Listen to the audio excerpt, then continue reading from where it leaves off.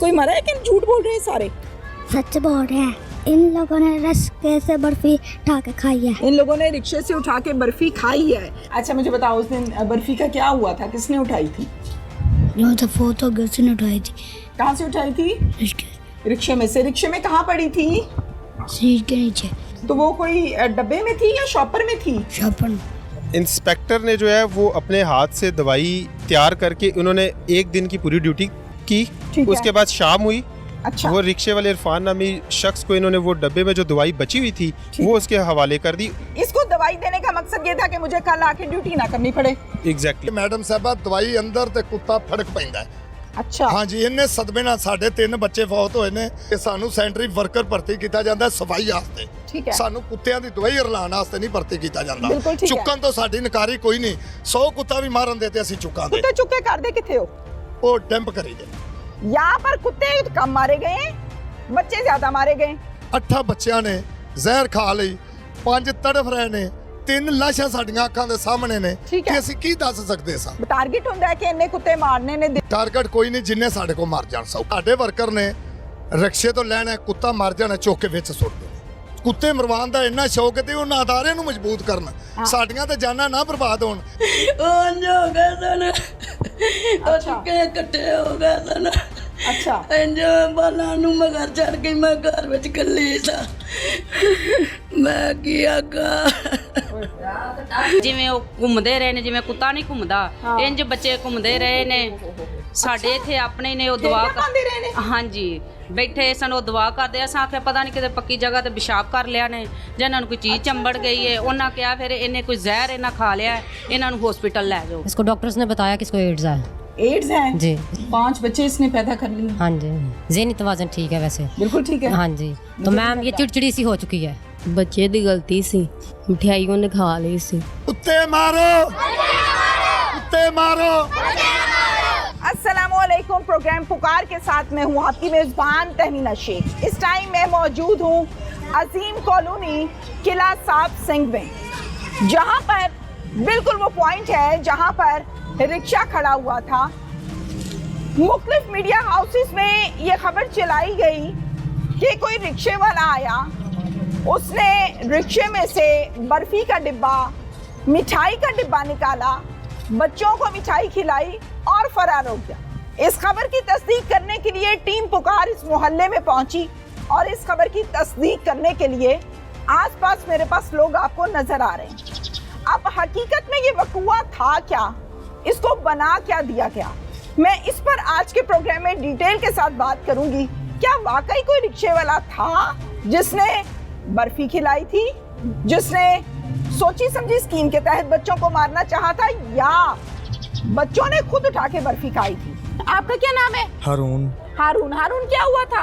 पता नहीं, हम तो अपनी गली के आगे खड़े थे और हम आपस में बातें कर रहे थे। आपस में बातें कर रहे थे? जी। कुछ तो हुआ होगा ना बच्चे? हमारे आगे आके 2 लड़के गिर गए थे। आप खड़े हुए थे तो आपके आगे 2 लड़के गिर गए? जी। लड़कों के नाम बता दो, उम्रें बता दो।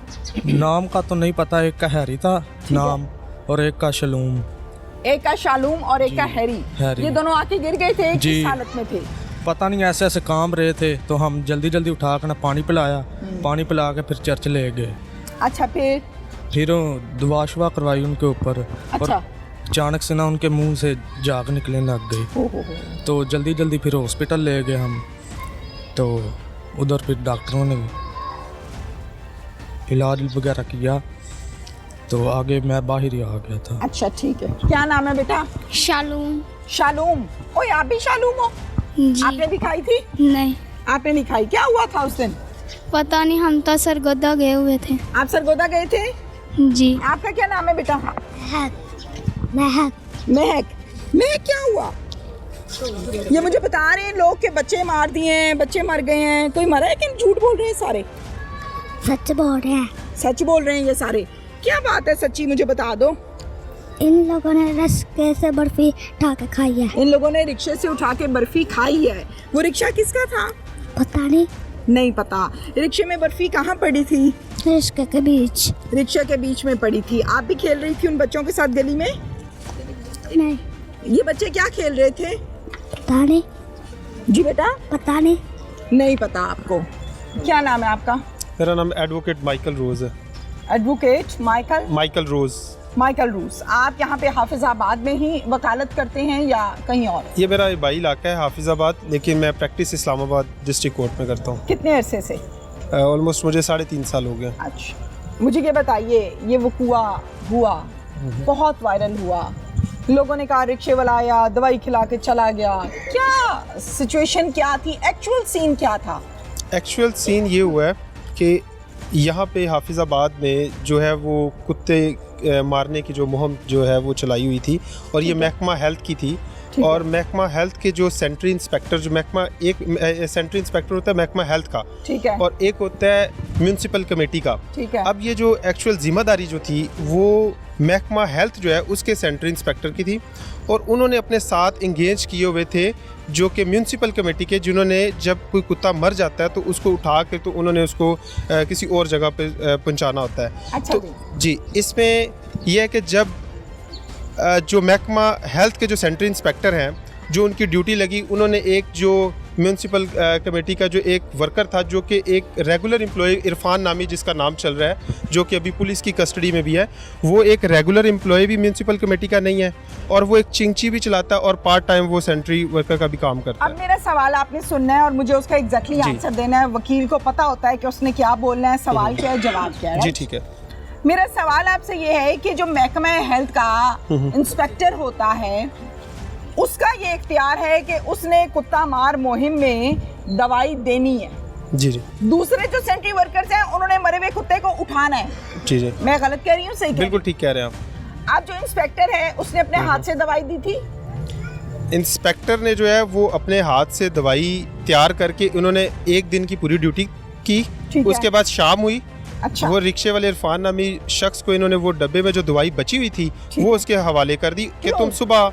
क्यों? उन्होंने इसलिए की, देखिए ये उनकी गफलत मैं समझता हूँ कि उनको ये मेडिसिन जो है ये उनको नहीं देनी चाहिए थी, क्योंकि वो एक लेमैन पर्सन है। ठीक है। इरफान, क्योंकि उसकी 17-18 साल एज है, चिंची ड्राइवर है, उसको क्या समझ है। उसको जब दी, उसने ला के उन्होंने बोला कि तुम ऐसे करो कि सुबह हमें नई सिरे से दवाई तैयार नहीं करनी पड़ेगी, यही दवाई जो है ये हम सुबह दोबारा से अपनी मुहिम का आगाज कर देंगे। मैं इसको हड हरामी कहती हूँ, गलत कहती हूँ? बिल्कुल आप ठीक कह रहे हैं, ये बहुत बड़ी गफलत है। और अब आप ये देखिए ना कि एक जहर है, जहर ही है ना, वो बर्फी में डाल दो, वो सोने में डाल दो, वो किसी कुश्ते में डालो, माजून में डालो, फ्रूट में डालो, जहर तो जहर है ना।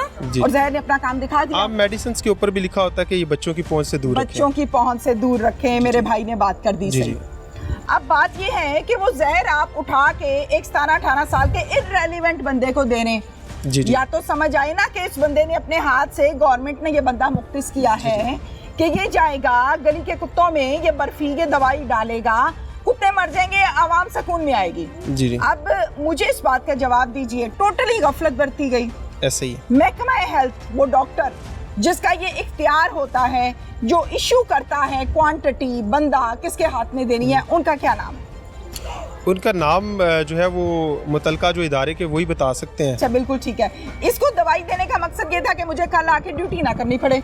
एग्जैक्टली। मुझे काम ना करना पड़े। जी जी। ये मैं इसे मासूमियत भी नहीं कहूंगी, मैं लापरवाही कहूंगी कि एक जहर को आप ओपनली रख रहे हैं। जी जी। और मासूम बच्चे, इनको नहीं पता ये जहर खा रहे हैं। अगर बच्चे को पता हो कि मैं आग से जल जाऊंगा तो वो आग को जाके कभी ना पकड़े। नहीं पकड़े। बच्चे को नहीं पता। बच्चे ने दवाई उठाई, बर्फी उठाई, खा लीजिए, चीज मिल गई। ऐसे ही बच्चों, यही बात है या गलत बात है? यही बात है ना।